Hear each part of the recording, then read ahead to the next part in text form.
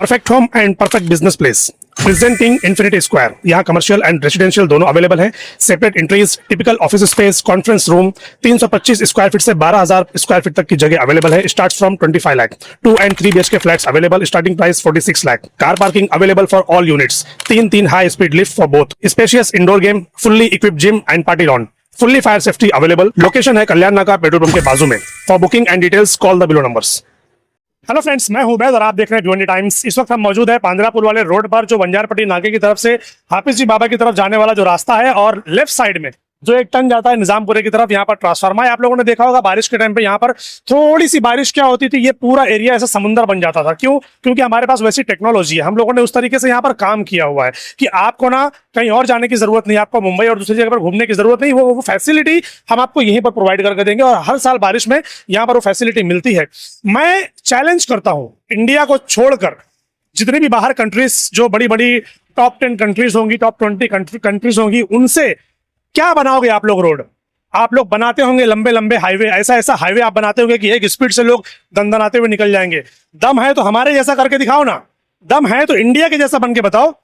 हम लोग जिस तरीके का टेक्नोलॉजी इस्तेमाल करते हैं, किसी भी कंट्री के अंदर वो दम नहीं है कि वो टेक्नोलॉजी इस्तेमाल करके दिखा दे। क्योंकि मैं आपको बता देता हूं, आप वहां पर जाओगे ना तो वहां पर आपको आरसीसी मिलेगा। आप थोड़ा सा आगे आओगे तो आपको आधा आरसीसी और आधा ब्लॉक मिलेगा। आप थोड़ा सा और आगे जाओगे तो आपको थोड़ा आरसीसी, थोड़ा ब्लॉक और थोड़ा डामर।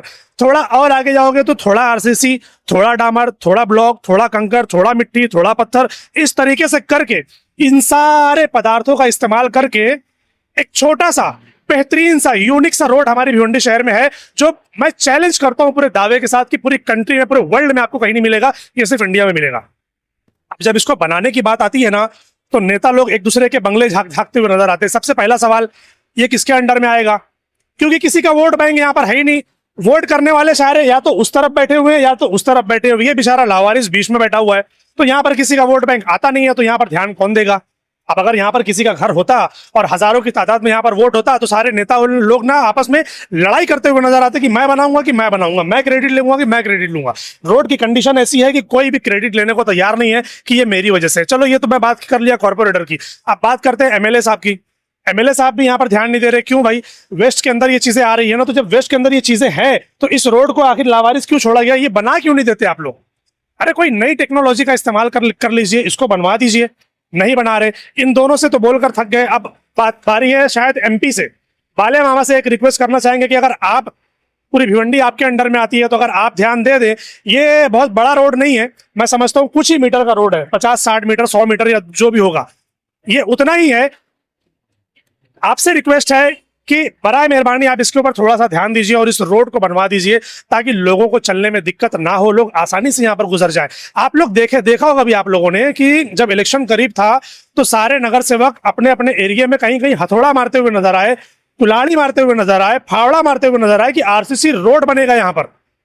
जबकि वहां पर अभी हाल ही में डामर का काम हुआ था या ब्लॉक का काम हुआ था, और वो चलने जैसा था। यहाँ पर किसी ने अगर हथौड़ा नहीं मारा कि हम पहले इसको बनाएंगे। तकलीफ यहाँ पर ज्यादा है, इसके ऊपर कोई ध्यान नहीं दे रहा। आखिर क्यों? अब नए नए नगर सेवक बैठे हैं। अब देखना यह है कि क्या वो लोग इसको बनाने का काम करेंगे, कि इसके ऊपर राजनीति करने का काम करेंगे, या फिर ये बोलते हुए नजर आएंगे कि वो मेरे वार्ड में नहीं आता, वो मेरे वार्ड में नहीं आता। खैर, अब इंतजार है मेयर बैठने का। जैसे ही मेयर बैठेगा, देखना यह है कि इस रोड पर कौन सबसे पहले काम करके दिखाता है, और कौन सबसे पहले पब्लिक को, जो पूरी भिवंडी शहर का रोड है, उसमें लोगों को राहत मिलती है। जब भी भिवंडी शहर में कोई काम होता हुआ नजर आता है, चाहे वो ड्रेनेज का हो, या किसी वायर का हो, या किसी कंपनी का हो, या किसी और भी चीज का हो, आधा अधूरा काम हमेशा नुकसानदेह होता है। आप भिवंडी शहर में देख रहे होंगे, इतना पॉल्यूशन है, इतना पॉल्यूशन है जिसकी कोई हद नहीं है। ये धूल, मिट्टी, सीमेंट के जो बुरादे हैं, वो सारे लोगों के नाक, मुंह, फेफड़े तक जाकर लोगों की बॉडी को कमजोर कर रहे हैं, उनकी एज को दिन ब दिन कम कर रहे हैं। मगर कोई भी इसके ऊपर ध्यान देने को तैयार नहीं, और पब्लिक भी एकदम बेहिस हो चुकी है। उनको भी क्या करेंगे, हम बोलेंगे तो कौन आवाज उठाएंगे तो क्या होता है, वो बोलते कुछ होता ही नहीं है। आप अगर ये शाम के टाइम पर आप यहाँ पर एक चक्कर लगा लो, आपको ऐसा लगेगा जैसे फॉग उतरा हुआ है, लेकिन असल में वो फॉग नहीं है, वो असल में यहाँ का पोल्यूशन है। क्योंकि ठंडी का भी मौसम चल रहा है, लेकिन ठंडी तो उतनी है नहीं।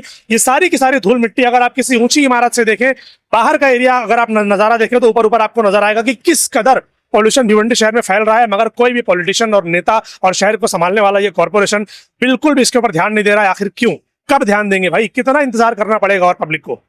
तमाम भिवंडीकर और तमाम वार्ड के लोगों से मेरी एक अपील है कि अगर आप लोग आपके एरिया में, आपके मोहल्ले में, आपके वार्ड में, जहां जहां पर भी जिस तरीके की भी हालत खराब है और अगर आप उसके ऊपर आवाज उठाना चाहते हैं और बोलना चाहते हैं तो चैनल पे हमारा नंबर है, हमसे कांटेक्ट कीजिए।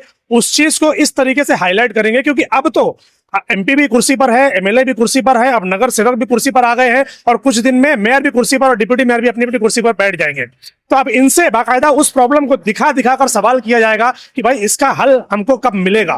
तो अगर आप कुछ बोलना चाहते हैं तो चैनल पे नंबर है, कांटेक्ट कीजिए। हम सब के सामने उस बात को रखेंगे, हाईलाइट करेंगे ताकि वो जो प्रॉब्लम है वो जल्द से जल्द सॉल्व हो सके और भिवंडी एक अच्छी और बेहतरीन भिवंडी बन सके। Thank you.